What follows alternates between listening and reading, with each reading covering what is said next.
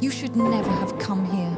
Her mother's voice trembled in the darkness of the cave. Before Siobhan, a massive ring of fire burned in the air, while hundreds of glowing eyes slowly opened inside it. The mountain shook. A giant skeletal hand emerged from the flames. And then her mother whispered, "If the circle wakes, our world ends." The rain began 3 days before Siobhan O'Connor arrived in Ireland. Not ordinary rain, the kind that seemed alive. Cold drops slid across the train windows while grey fog swallowed the mountains beyond. Even the conductor seemed uneasy. When Siobhan asked if the weather was always this bad, the old man stared at the distant cliffs and quietly replied, "Not the weather, the place." Hours later, she arrived in the remote village of Drummore. It was exactly the kind of place people forgot. Narrow stone buildings, empty streets, and an unsettling silence that seemed to linger everywhere. She had come because of a letter, a single sheet of paper with no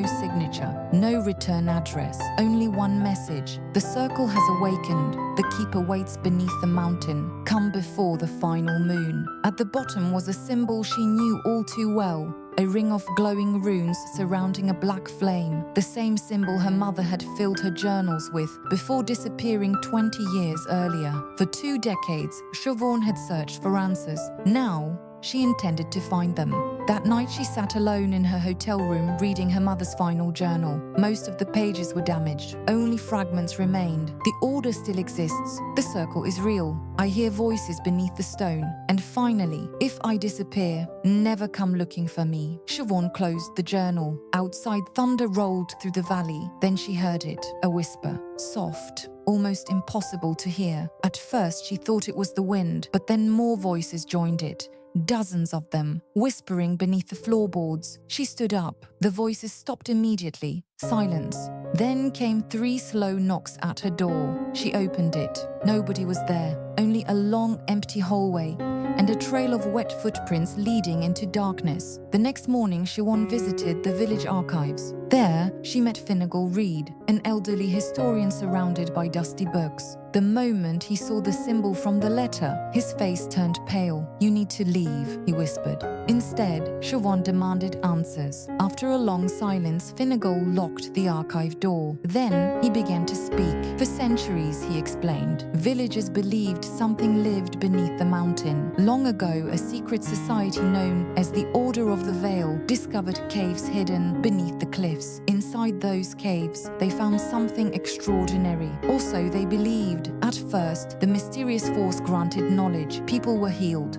Storms ended, predictions came true, but every gift carried a price. Disappearances became common, entire families vanished, children were never found, and strange voices echoed beneath the earth. Then Finnegal revealed something even worse. Every few decades, someone received a letter, the same letter, the letter Siobhan now carried. "My mother received one too," she said. Finnegal nodded. "She came here in 2006. He removed an old photograph from a shelf. Siobhan froze. Her mother stood in front of a cave entrance deep in the mountains, young, alive, standing beside Finnegal himself. "You went with her?" "Yes." "What happened?" The old man's eyes drifted toward the fire. Finally, he answered, "She crossed the circle." That night, Siobhan couldn't stop thinking about those words. Around midnight, she noticed movement outside her window. A line of hooded figures carrying torches was slowly making its way toward the mountains. Something deep inside her knew this was connected to her mother's disappearance, so she followed them. The climb felt wrong from the start.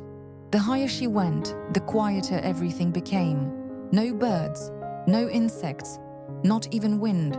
Only the sound of distant dripping water. Eventually, the figures disappeared into a narrow opening hidden between the rocks. A cave. Ancient symbols covered the stone entrance. Circles.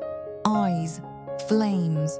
Taking a deep breath, Siobhan stepped inside. The cave stretched deep beneath the mountain. Blue crystals glowed from the walls.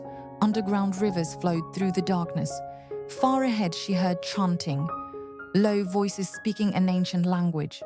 She followed the sound until the tunnel opened into an enormous underground chamber. The sight stole her breath.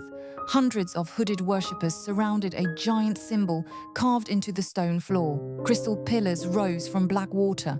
Fire burned in hanging bowls. And above them floated the circle. a massive ring of fire suspended in darkness, covered in glowing runes. The chanting stopped, every face turned toward her. Then a woman stepped forward from the crowd, older, paler, but unmistakable. Mother, Moira O'Connor smiled sadly. Tears filled Siobhan's eyes. "You're alive." Moira's expression trembled. Not entirely. Suddenly, the circle erupted with purple light. The cavern shook violently. The worshippers dropped to their knees. Then came a sound unlike anything Siobhan had ever heard. Something enormous breathing beyond reality itself. Dark smoke leaked from the circle. Shapes moved inside it. Too many eyes. Too many limbs. Too many impossible forms. Moira grabbed her daughter's arm. "You shouldn't have come. What's happening?" Fear filled her mother's eyes. The Order believed this was a doorway to the divine. She looked toward the burning ring. They were wrong. The runes blazed brighter. "It's a prison." A scream echoed through the cavern. One worshipper tried to run. A shadow burst from the circle and wrapped around him. Moments later, he collapsed into ash. Panic spread through the chamber. People fled in every direction. The thing inside the circle began to laugh. A deep, ancient sound that made Siobhan's blood run cold. Hidden behind a crystal pillar, Moira finally told her the truth. Centuries earlier, the Order had discovered an entity trapped between worlds. It promised power, knowledge, immortality, and at first it delivered. Kings sought its advice, wars ended, fortunes were made, but every gift demanded payment. Blood, memories, souls. Over time, the creature grew stronger. The prison weakened, and eventually the keepers realized the horrifying truth. One day, it would escape. As Moira spoke, hundreds of glowing eyes suddenly opened inside the circle. All of them stared directly at Siobhan. "It knows your bloodline," Moira whispered. "Our family has guarded this prison for generations." The creature pushed forward. A giant skeletal hand emerged through the flames. The air itself seemed to decay. People screamed as shadows crawled beneath their skin. The end was coming. Then Siobhan noticed something. The blue crystals surrounding the cavern glowed brighter every time the creature recoiled. An idea flashed through her mind. Without hesitation, she grabbed a crystal and threw it into the circle. The crystal exploded in blue light. The creature screamed. For the first time, it retreated. Together, Siobhan and Moira began hurling crystals into the burning ring. Each impact produced another flash of brilliant blue fire. The creature shrieked louder and louder. The mountain trembled. Cracks spread across the ceiling. Water burst from the walls. The circle flickered. The prison was collapsing. The entity made one final attempt to break free. Its enormous face emerged from the flames. It wasn't a monster. It wasn't an animal. It was something ancient and unfinished. Something reality itself seemed to reject. Moira grabbed the final crystal. "This ends now." Together, they threw it into the center of the circle. For a moment, nothing happened. Then, the cavern exploded with light. The creature released a deafening scream. Cracks raced across the fiery ring.